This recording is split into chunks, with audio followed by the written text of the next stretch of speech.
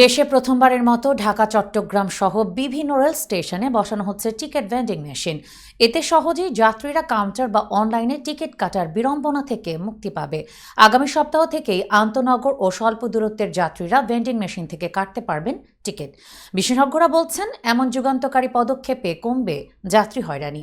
এখন ট্রেনের টিকিট কাটা যায় কাউন্টার এবং অনলাইনে। এর মধ্যে অনলাইনে কাটার পর মূল টিকিট সংগ্রহ করতে হয় কাউন্টার থেকে।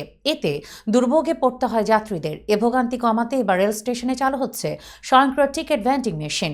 রেল কর্তৃপক্ষ জানিয়েছে, প্রাথমিকভাবে কমলাপুর রেল স্টেশনে 4টি, বিমানবন্দর স্টেশনে 2টি এবং চট্টগ্রামে 2টি সহ বেশ কয়েকটি প্ল্যাটফর্মে বসছে 15টি স্বয়ংক্রিয় টিকিট ভেন্ডিং মেশিন।